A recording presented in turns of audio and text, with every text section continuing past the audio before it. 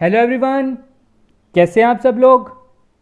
जैसे कि आपको पता है जेकेएसएसबी ने रिसेंटली टेंटेटिव डेट्स आउट कर दी हैं फॉर पंचायत अकाउंट असिस्टेंट, जिसका आपको बेसब्री से इंतज़ार था। तो उसी को मद्देनज़र रखते हुए मैंने आपके लिए लेके आया हूँ मॉक टेस्ट नंबर 2, जिसमें हम अकाउंटेंसी के 30 क्वेश्चंस डिस्कस करेंगे और आप अपनी प्रिपरेशन को परख पाओगे। तो स्टार्ट करने से पहले मैं बता दूं, इस मॉक टेस्ट का मैंने लेवल रखा है डिफ़िकल्ट। इसमें आपके थोड़े से ट्रिकी क्वेश्चंस होंगे।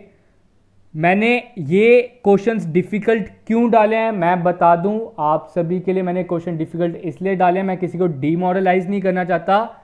बस आपको मैं कंपटीशन पेपर देने से पहले जो कंपटीशन है उससे रूबरू कराना चाहता हूं। तो चलो स्टार्ट करते हैं आज का मॉक टेस्ट। और इसकी पीडीएफ मैं आपको हमारे Telegram channel that is IG commerce classes में प्रोवाइड कर दूंगा। तो चलो आज का फर्स्ट क्वेश्चन देखते हैं। फर्स्ट क्वेश्चन क्या कह रहा है और स्कोर अपना कमेंट सेक्शन में लिखना ना भूलें। पहला क्वेश्चन आप जैसे स्क्रीन पर देख रहे हो, given the following data, gross profit 6700, carriage inward 400, carriage outward 250, rent receipt 575 and other expenses 3600, the net profit of the firm would be. इसमें हमने बताना है आपका नेट प्रॉफिट क्या रहेगा। आप सभी को याद होगा अभी रिसेंटली हमने किया है फाइनेंशियल स्टेटमेंट। नेट प्रॉफिट हम किस में निकालते हैं? नेट प्रॉफिट हम निकालते हैं प्रॉफिट एंड लॉस अकाउंट के थ्रू। उसका ओपनिंग बैलेंस हमेशा क्या रहता है? दैट इज ग्रॉस प्रॉफिट या ग्रॉस लॉस। तो चलो लेते हैं पहले आइटम्स। पहले हम क्या लेंगे समझ लो, मैं इधर एक आपके हेल्प के लिए एक प्रॉफिट एंड लॉस अकाउंट बना देता हूं। ग्रॉस प्रॉफिट दिया है तो ग्रॉस प्रॉफिट कहां रहेगा? इस तरफ आ जाएगा। ग्रॉस प्रॉफिट कितना दिया है? 6700। अब आगे क्या है? Carriage inward. कैरेज इनवर्ड मैं बता दूं ग्रॉस प्रॉफिट में पहले ही इंक्लूडेड है, हमने उसे एडजस्ट कर लिया है because it comes in trading account. तो बड़े से स्टूडेंट्स कैरेज इनवर्ड भी ले लेते, लेकिन मैं बता दूं कैरेज इनवर्ड का इधर कोई भी काम नहीं है। आगे है carriage outward. Carriage outward, carriage outward हम कहां लिखेंगे? एक्सपेंस वाली साइड। आउटवर्ड आ जाएगा इधर, carriage outward 250। Rent received, rent received कहां आ जाएगा? Credit side 575 because it is your income. ध्यान से देखो रिसीव्ड है, बड़े से स्टूडेंट्स इसे भी एक्सपेंस समझ के उधर लिख देंगे, डेबिट साइड। आगे है अदर एक्सपेंसेस 3600, अदर एक्सपेंसेस में आ जाएगा 3600 दिस साइड। ठीक है, अब हम कर देंगे टोटल। 6700 में हम 575 प्लस करेंगे और 250 माइनस और 3600 माइनस करेंगे। तो आपका आंसर क्या आता है? आप जब कैलकुलेट करोगे 67 में 500 प्लस किए 72,500, 7275 में से हमने 3600 और 250 माइनस करने हैं, तो आपका आंसर आता है 3425। तो net profit will be your 3425। तो D1 इसका राइट आंसर है। होप कि आप सभी को क्लियर हो गया होगा। अब आगे बढ़ते हैं। सेकंड क्वेश्चन क्या बोल रहा है? A business has net asset at the beginning of 2010 of 1,01,700. The profit earn during the year is 72,500. The owner withdrew for his private use which had cost 2500. What were the net assets at the 2010? ठीक है, थोड़ा सा समझने वाला question है, simplest question है मैं कहूंगा। इसमें भी हम क्या करते हैं? बैलेंस शीट बना लेते हैं। मैंने ये बनाई बैलेंस शीट, ये होती है आपकी लाइबिलिटी वाली साइड, ये होती है आपकी एसेट वाली साइड।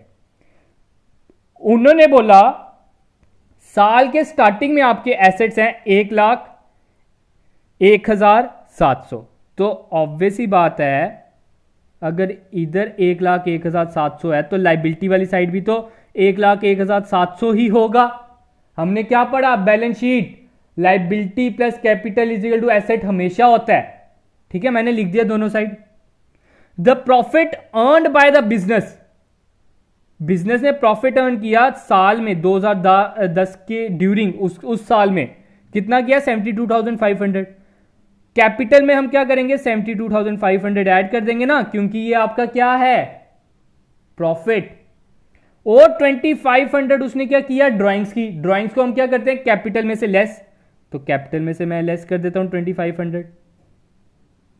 72,500 माइनस 2500 आपका होता है 70,000। कैपिटल आपकी कितनी बढ़ गई, 70,000 बढ़ गई, ठीक है, 70,000 आपकी कैपिटल बढ़ गई। पहले की थी कितनी कैपिटल लायबिलिटी, 1,01,700, तो 1,01,700 में जब आपने 70,000 प्लस किया तो आपका होता है 1,70,171,700, 1,71,700 आपका लाइबिलिटी का प्लस होता है। तो ऑब्वियस ही बात है एसेट का प्लस भी तो 1,71,700 ही हो जाएगा, क्योंकि हमारा asset is equal to liability plus capital हर ट्रांसैक्शन में होता है। तो इसका आंसर क्या आ जाएगा, B1, दैट इज 1,71,700। होप कि आपको क्लियर हो गया होगा, घबराने वाली कोई बात नहीं है, आपके सारे कंसेप्ट में क्लियर करूंगा, बस आप सीखो इस वीडियो से, मैं आपको यही सजेशन दूंगा इस टाइम पे। अगला है accrued interest on investment will be shown. Last video में ही मैंने आपको बताया है accrued interest, add outstanding less prepaid. आपको इंटरेस्ट ऑन इन्वेस्टमेंट पे एक्रूड है, एक तरह का आउटस्टैंडिंग है, तो इसे हम क्या करेंगे, इंटरेस्ट ऑन इन्वेस्टमेंट में मतलब प्रॉफिट एंड लॉस अकाउंट में ऐड कर देंगे। और एक्रूड इंटरेस्ट मतलब आपको पैसा आना था लेकिन अभी तक आया नहीं है, तो ये आपके लिए एसेट है। दूसरा इफेक्ट क्या होगा, इसे हम एसेट वाली साइड लिखेंगे बैलेंस शीट में, बैलेंस शीट में हम एसेट वाली साइड। तो इसके दो इफेक्ट क्या देते हैं, बैलेंस शीट में एसेट वाली साइड और एक प्रॉफिट एंड लॉस में क्रेडिट वाली साइड। तो आप देख सकते हो ऑप्शन, पहला ऑप्शन कह रहा है on the credit side of profit and loss account, yes. On the asset side of balance sheet account, yes. तो इसका आंसर क्या हो जाएगा, बोथ ए एंड बी। तो करेक्ट आंसर क्या रहेगा इसका, बोथ ए एंड बी। आगे बढ़ते हैं फोर्थ क्वेश्चन की ओर। A is owed ₹400 by B, A now regards B as bad debtor, what will be the effect of writing off the bad डेब्ट एज बैड। तो सबसे पहले आपको पता होना चाहिए ये क्वेश्चन कौन से टॉपिक से उठाया गया है। तो मैं बता दूं ये जो क्वेश्चन है ये आपका आ जाता है अकाउंटिंग इक्वेशन से। आपका क्वेश्चन कहां से आता है, ये अकाउंटिंग इक्वेशन से। तो आपको ये कह रहा है कि बैड डेब्ट्स का इफेक्ट क्या होगा। तो ऑब्वियस ही बात है आपका बैड डेब्ट्स का क्या इफेक्ट होगा। मैं थोड़ी सी एग्जांपल ले लेता हूं। एग्जांपल मैं ले रहा हूं, हमारा जो नेट प्रॉफिट आया है, समझ लो नेट प्रॉफिट हमारा आया है 500। तो जब मैं बैड डेब्ट्स लिखूंगा, ठीक है, बैड डेब्ट्स मैं इस तरफ लिखूंगा, to bad debts profit and loss account में, तो कितना लिखूंगा 400। Bad debts profit and loss account में डेबिट साइड कितना लिखूंगा 400। अब मेरा जो प्रॉफिट होगा सिर्फ और सिर्फ 100 बच जाएगा। पहले 500 था, अब प्रॉफिट मेरा सीधे 100 हो गया, क्योंकि 400 रुपए का तो नुकसान और हो गया ना। जितनी देर 400 का नुकसान नहीं हुआ था तब तक मेरा प्रॉफिट 100 था, लेकिन अब मेरा प्रॉफिट हो गया है 400 का, मेरा प्रॉफिट 400 और घट गया है, तो अब प्रॉफिट मेरा कितना हो जाएगा 100। इससे हमें पता क्या चल रहा है, मेरा प्रॉफिट जो है डिक्रीज हो गया है। प्रॉफिट क्या है, डिक्रीज हो गया है। और साथ में समझ लो मेरे डेटर्स थे 600 के, 400 बैड डेब्ट्स हो गए, तो मैं बैड डेब्ट्स इसमें से माइनस भी तो करूंगा। ये थोड़ी है कि मेरे डेटर्स 600 के 600 ही रहेंगे, तो मेरे डेटर्स कितने के रह गए 200 के। तो इससे हमें क्या पता चलता है, हमारे करंट एसेट्स भी डिक्रीज होंगे। तो इसका आंसर, करेक्ट आंसर क्या रहेगा फोर्थ का, profit decreases as do current assets. Profit भी डिक्रीज होगा और करंट एसेट्स भी डिक्रीज होंगे। तो C1 इसका करेक्ट आंसर है। आगे बढ़ते हैं फिफ्थ क्वेश्चन, सिंपल है। The members of partnership firm are collectively called as, partnership से उठाया है। मेरे वेरी फर्स्ट लेक्चर में जब हमने पार्टनरशिप का किया था उसी में मैंने बता दिया था। तो वो कलेक्टिवली किस नाम से जाने जाते हैं, सबसे पहले आपको पता होना चाहिए इंडिविजुअली किस नाम से जाने जाते हैं। तो इंडिविजुअली वो जाने जाते हैं पार्टनर के नाम से, लेकिन मैंने क्वेश्चन ये नहीं डाला, मैंने क्वेश्चन डाला है कलेक्टिवली। वो इकट्ठे किस नाम से जाने जाएंगे? तो वो इकट्ठे जाने जाते हैं फर्म के नाम से। याद रखना, मोस्ट इंपॉर्टेंट क्वेश्चन। आगे बढ़ते हैं 6 क्वेश्चन की ओर। When balance as per cash book is starting point then uncollected cheques. Uncollected cheques का मतलब है आपने चेक लगाया था लेकिन अभी तक पैसे नहीं आए।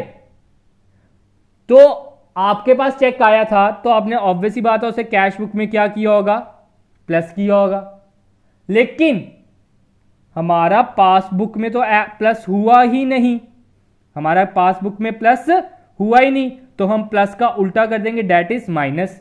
हम क्या करेंगे? अब पासबुक में पहुंचने के लिए हम क्या करेंगे? उसे माइनस कर देंगे। तो आंसर हमारा क्या रहेगा? It should be subtracted. Hope कि क्लियर होगा। आप सभी का स्कोर 6 में से 4 तो जरूर जा रहा होगा। होप कि आपकी प्रिपरेशन अच्छी चल रही होगी। आगे बढ़ते हैं क्वेश्चन की ओर।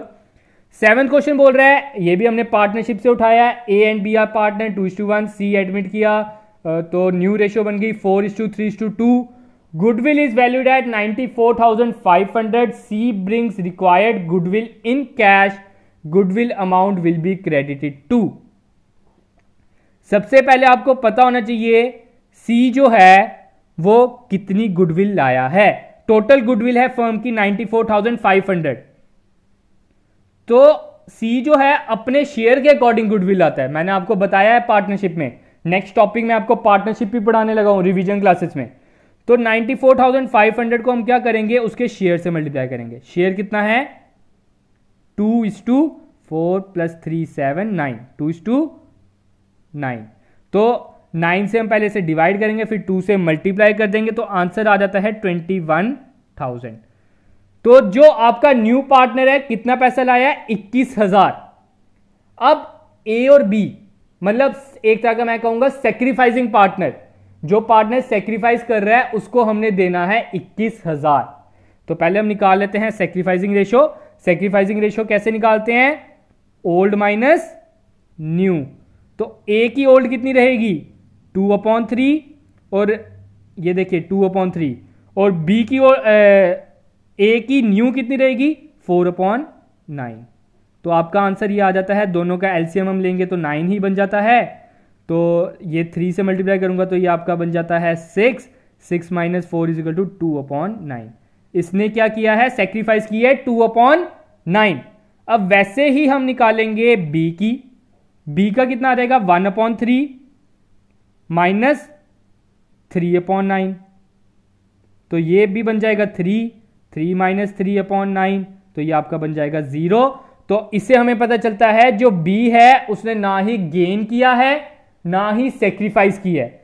सेक्रीफाइस किसने किया है? सिर्फ ए जी ने। जो हमारे ए जनाब थे उन्होंने ही सेक्रीफाइस किया है, तो सारा गुडविल का पैसा उन्हें ही मिलना चाहिए। तो इसका आंसर क्या रहेगा? That is C1। सिर्फ और सिर्फ हम ए को 21,000 देंगे। ठीक है, अब हम नेक्स्ट क्वेश्चन की ओर बढ़ते हैं। नेक्स्ट क्वेश्चन आपका क्या कह रहा है? Sale of fixed assets for cash would. जब आप कोई अपना फिक्स्ड एसेट बेच दोगे तो मैं फिक्स्ड एसेट की क्या करता हूं आपको समझाने के लिए एक एग्जांपल ले लेता हूं। फिक्स्ड एसेट हम ले लेते हैं गाड़ी, कार। मैंने गाड़ी को बेचा कैश में, गाड़ी को बेचा कैश में, तो क्या हुआ? मेरे पास कैश आया, कैश में मैं क्या करूंगा? प्लस। और कार मेरी चलेगी, कार को क्या करूंगा? माइनस। मतलब मेरा फिक्स्ड एसेट जो है वो माइनस हुआ और कैश मेरा क्या है? करंट एसेट जो है वो ऐड हुआ। तो एक तरह के कह सकते हैं it increases current assets and decreases fixed asset. तो इसका राइट आंसर क्या रहेगा? C1। होप कि क्लियर होगा।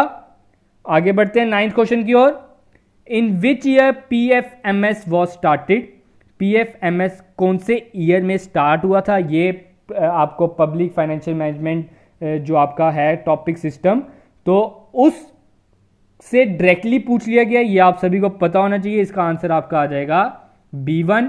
2008 और 2009 के बीच में से स्टार्ट किया गया था। आगे है internal users of accounting information.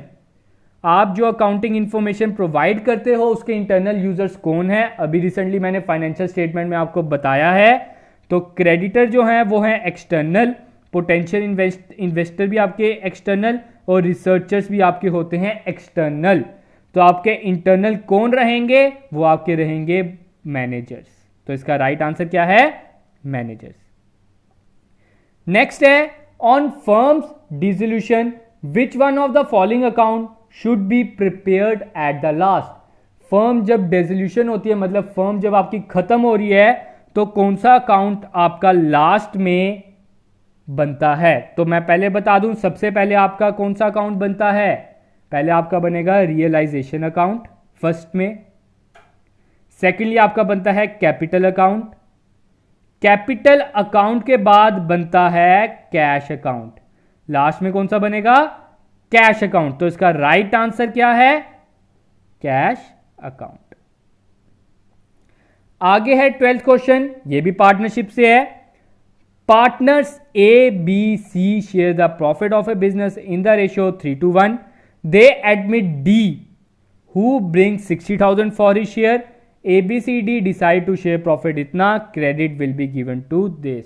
तो ये सेम क्वेश्चन है इसी की तरह जैसे हमने 7th क्वेश्चन किया है। इसमें इन्होंने गुडविल ऑफ द फर्म दिया था, लेकिन इस क्वेश्चन में इन्होंने दिया है डी ने कितना पैसा लाया है, डी 60,000 लाया है। तो इसमें गुडविल ऑफ द फर्म नहीं दिया। इसमें हमने सिंपल क्या करना है, सेक्रीफाइसिंग रेशियो निकालना है।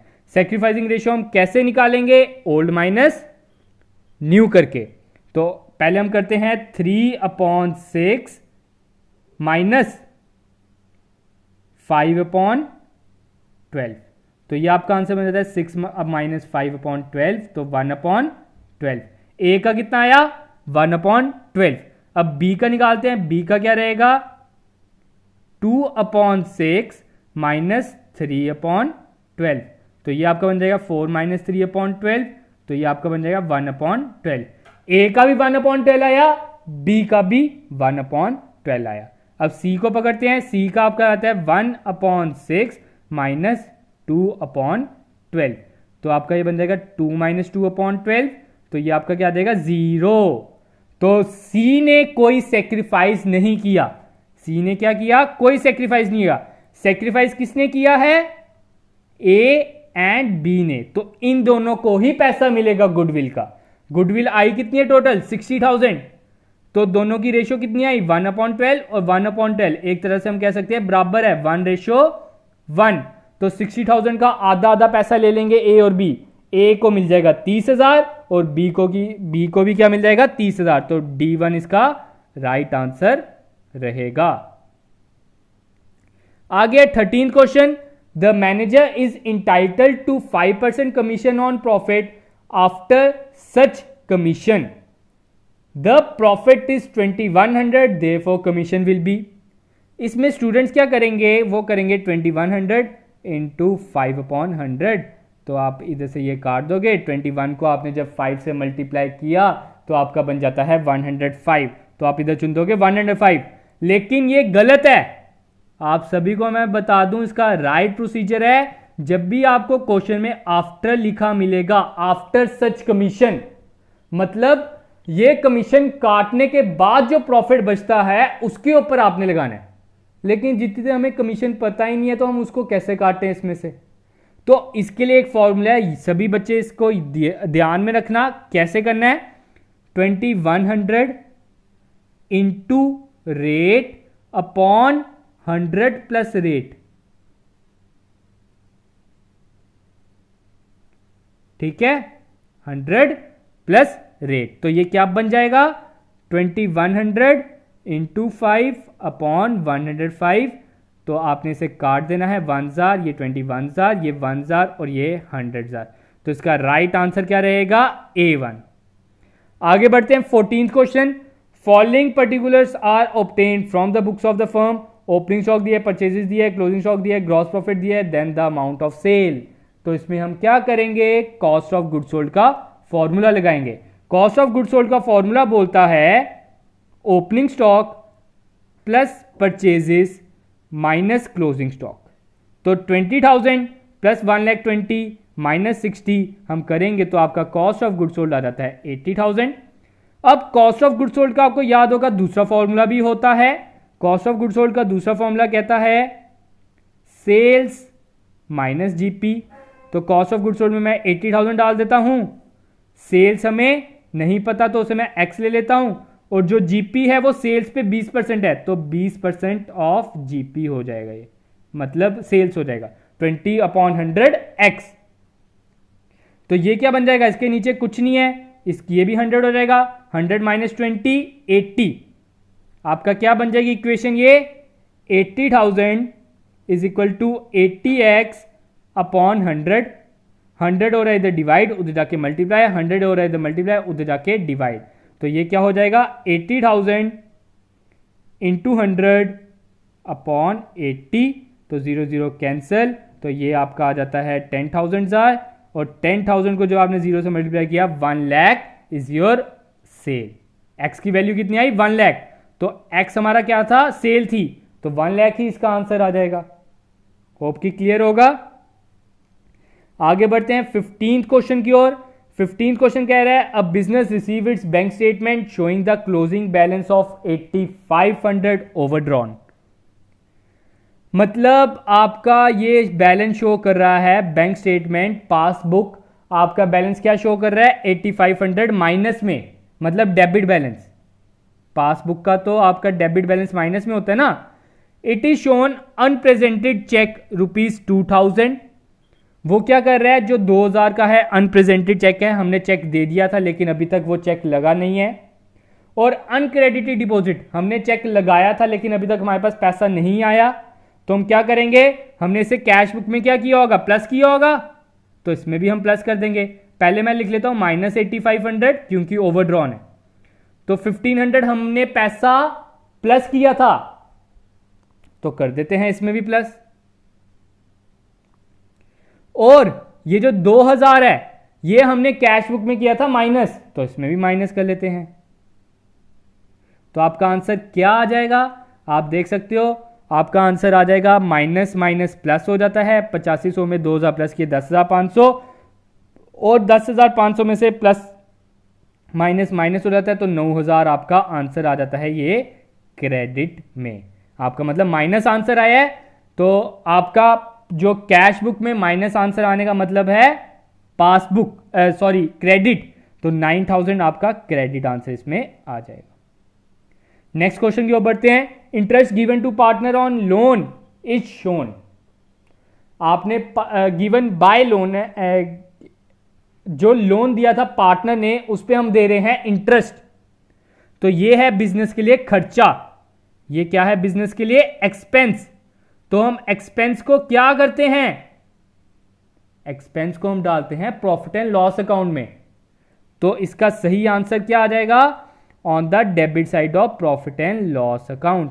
बड़े से स्टूडेंट इसमें क्या करेंगे, on the debit side of profit and loss appropriation account कर देंगे।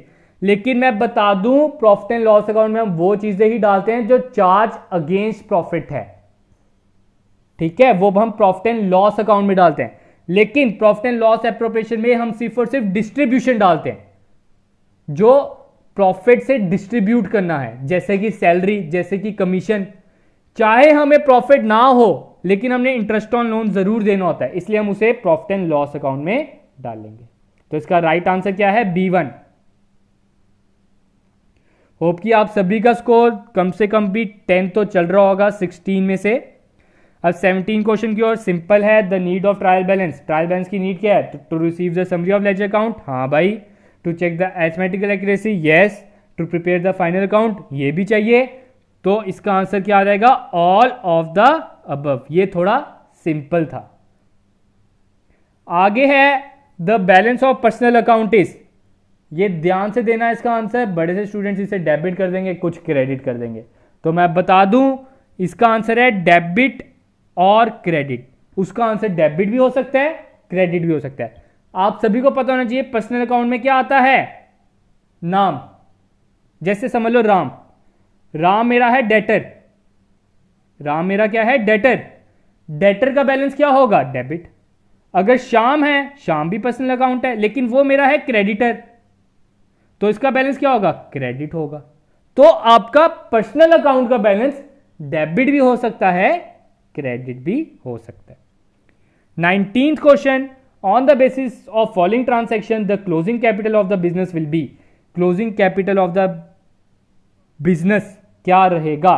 ओनर कैपिटल है बिगनिंग में कितनी थी, 2,60,000।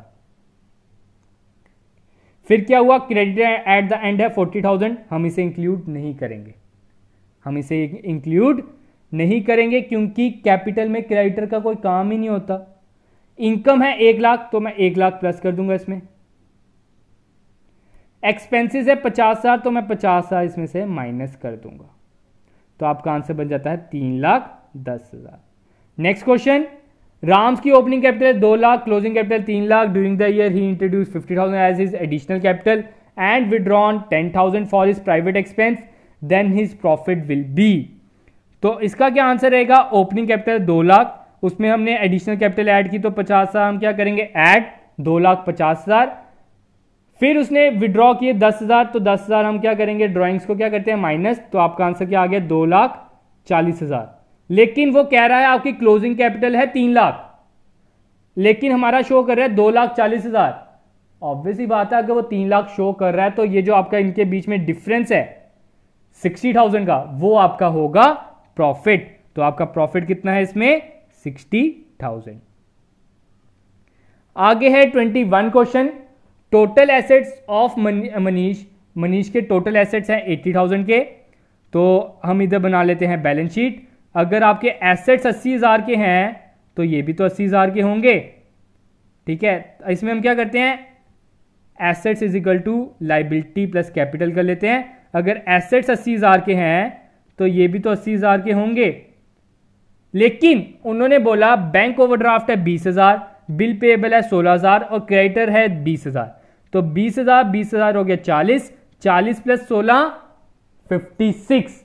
लेकिन इधर कैपिटल तो हमारा बस और बस 56 ही बता रहा है, तो जो बाकी बच गया वो आपकी क्या होगी, कैपिटल। तो आप 80,000 में से 56,000 माइनस कर दो, तो आपका आंसर क्या रहेगा 24,000। तो इसका आंसर क्या है B1, ठीक है। आगे बढ़ते हैं 22 question, which of the following transaction will be entered in the books of mister x. Mister x की बुक में कौन सी ट्रांसैक्शन एंटर करेंगे? तो पहला बोल रहा है वो he receives a shirt as a gift on his birthday. हम मुझे कोई बर्थडे पे गिफ्ट देगा तो मैं उसे अपनी बिजनेस की बुक्स में थोड़ी एंट्री कर दूंगा। हाँ, राम ने मुझे एक शर्ट गिफ्ट दी, श्याम ने मुझे पेंट गिफ्ट दी, तो ये एंट्री नहीं होगी। He buys a shirt for his son, उसने अपने बेटे के लिए शर्ट खरीदी, तो वो भी हम एंट्री थोड़ी करेंगे। He sells cloth to one of his customer, उसने एक कस्टमर को शर्ट बेची, तो इसकी एंट्री होगी। तो इसकी आपका आंसर इसका क्या रहेगा C1। होप कि आप सभी का स्कोर अबव 15 जा रहा होगा अभी तक। अगला है question, which of the following statement is not a objective of accounting. इसमें से अकाउंटिंग का क्या ऑब्जेक्टिव नहीं है, ध्यान से पढ़िए आप ऑप्शन। तो मैं बता दूं, इसमें से आपका ऑप्शन जो है C1 वो अकाउंटिंग का ऑब्जेक्टिव नहीं है, क्योंकि उन्होंने इधर पर्सनल वर्ड लिख दिया है। पर्सनल हो गया मेरा अपना, लेकिन जो अकाउंटिंग है वो सिर्फ और सिर्फ बिजनेस का ही बताता है, वो पर्सनल चीजों के बारे में नहीं बताता। तो इसका C1 आंसर है। आगे है, ये ऑडिट से हमने उठाया है, financial audit. Auditing begins where dash ends. Auditing का आपको मीनिंग पता होना चाहिए। ऑडिटिंग होता क्या है? ऑडिटिंग होता है to verification of your accounts, examination of your accounts. आपके अकाउंट्स की एग्जामिनेशन होती है कि आपने अकाउंट में कोई गलती तो नहीं की, कोई फ्रॉड तो नहीं किया, कोई एरर तो नहीं किया। तो ऑडिटिंग कहां बिगिन होती है? जहां पे आपकी अकाउंटिंग खत्म होती है। जब आप पूरी की पूरी अकाउंटिंग कर लोगे उसी के बाद ही तो आप वेरिफिकेशन करोगे, उसी के बाद तो आप चेकिंग करोगे। 25th, which one of the following is not a duty of the auditor. नीचे दिए गए ऑप्शन में से ऑडिटर की कौन सी ड्यूटी नहीं है? ऑडिटर का काम है जो अकाउंट्स बनाए हैं बिजनेस ने उसे एग्जामिन करने का, उसे वेरीफाई करने का कि हाँ भाई साहब ने सही बनाए हैं अकाउंट्स की नहीं बनाए, उन्होंने कोई एरर तो नहीं किया, कोई फ्रॉड तो नहीं किया। तो इसका सही आंसर आ जाता है that is D1, duty to punish the owner on any violation of law. मतलब ऑडिटर की ये ड्यूटी नहीं है वो किसी को पनिश करे। ऑडिटर का कोई काम नहीं है वो किसी को जेल का निर्णय दे दे। ऑडिटर का कोई काम नहीं है उसे फाइन लागू करे। ऑडिटर का सिर्फ और सिर्फ काम है चेक करना। वो किसी को सजा नहीं दे सकता, वो काम है कोर्ट का। ठीक है, आगे है the arrangement of balance sheet in a logical order is known as. ये आप सभी को पता होना चाहिए। तो arrangement of balance sheet logical order में करना क्या कहलाता है, उसे हम बोलते हैं मार्शलिंग ऑफ बैलेंस शीट। उसे हम क्या बोलते हैं, बैलेंस शीट को मार्शलिंग करना। नेक्स्ट है total sales during the year 16,75,800। All sales were a markup 20,000। The cost of sale for the year is. ये मैं बता दूं ये अकाउंटिंग से रिलेटेड तो है लेकिन साथ साथ मैथमेटिक्स से रिलेटेड भी है। जो तो ये बैंकिंग की भी प्रिपरेशन कर रहे हैं उन्हें ये क्वेश्चन बिना समझे ही आ जाना चाहिए, मतलब कि बिना ट्राई किए। तो ये क्वेश्चन हम कैसे करेंगे, उन्होंने बोला हमारी सेल है 16,75,800 जो कि 20% हम ऊपर लागू करते हैं। समझ लो मुझे सामान पड़ रहा है, कॉस्ट ऑफ गुड्स सोल्ड है मेरा X और इसके ऊपर मैं 20% लगा रहा हूं, मतलब plus 20% of X is equal to 16,75,800। ठीक है, ये कितना हो जाएगा 100 प्लस 20 120 X अपॉन 100। तो उधर जाके जब हम ट्रांसपोर्ट करेंगे तो आपका आंसर क्या बन जाएगा 16,75,800 इंटू 100 डिवाइडेड बाय 120। तो इसका आंसर क्या आ जाएगा आपका, आप जब इसे कैलकुलेट करोगे तो 27 का आंसर है 13,96,500। तो इसका आंसर करेक्ट क्या है D1। आगे बढ़ते हैं 28 question. Which of the following is not shown in the profit and loss account. तो प्रॉफिट एंड लॉस अकाउंट में क्या शोन नहीं होगा, तो मैं बता दूं इसमें शोन नहीं होगा जो है वो carriage inward, because it is a direct expense. Next है net profit is shown on the. Net profit आप कौन सी साइड पे शो करते हो, तो नेट प्रॉफिट आप शोन करते हो प्रॉफिट एंड लॉस अकाउंट में। ये मैंने थोड़ा सा ट्रिकी क्वेश्चन डाला है, ध्यान से समझना। प्रॉफिट एंड लॉस अकाउंट में बच्चे क्या करेंगे, सी को टिक कर देंगे। तो मैं बता दूं ये गलत आंसर है जो आपके कंपिटेटिव एग्जाम में है। इसी तरह के क्वेश्चन आपको थोड़े से गोल मटोल करके डाल देते हैं वो। तो इसका राइट आंसर क्या रहेगा, that is credit side of capital account. Net profit को आप क्या करते हो, कैपिटल अकाउंट में ऐड करते हो। तो कैपिटल अकाउंट का ऐड वाली साइड कौन सी होती है, क्रेडिट साइड। अब सी वाला आंसर क्यों नहीं है इसका, ध्यान से समझिए। सी वाला इसका आंसर इसलिए नहीं है क्योंकि जो नेट प्रॉफिट है वो डेबिट साइड आता है ना कि क्रेडिट साइड, इसलिए नहीं है। अब आज का आपका last question, generally depreciation on fixed asset is calculated on which balance. तो मैं बता दूं आपकी डेप्रिसिएशन हमेशा ओपनिंग बैलेंस पे ही लगती है। जितना आपके साल के स्टार्टिंग में था तो हम उसी पे लगाते हैं डेप्रिसिएशन। तो आज के लिए इतना ही था। आप नीचे देख सकते हो ये आंसर की है, इसकी पीडीएफ मैं हमारे टेलीग्राम चैनल में प्रोवाइड कर दूंगा। ये हमने अपनी पेड जो अकाउंटेंसी की हमारी पीडीएफ है उधर से थोड़े से क्वेश्चंस निकाल के आपके लिए लेके आए थे। होप कि आप सभी को कुछ मदद मिली होगी। मैं बस यही चाहता हूं अगर आपको कुछ भी मदद कर पा रहे हैं हम, आपका बस काम है please like share and comment on this video. अगर आपको बिल्कुल भी थोड़ी सी भी मदद दे रही है ये वीडियोस, आप इसे शेयर करना जरूर याद रखें। इसे भूले ना कि इस वीडियो को बाकी सब तक भी पहुंचाया जाए ताकि सभी तक हमारी बात पहुंच सके और उन सभी का प्रिपरेशन अच्छी तरह हो सके। और प्लीज आप अपना स्कोर कमेंट सेक्शन में जरूर लिखें। तो आज के लिए इतना ही। Thank you, have a good day and enjoy your day guys.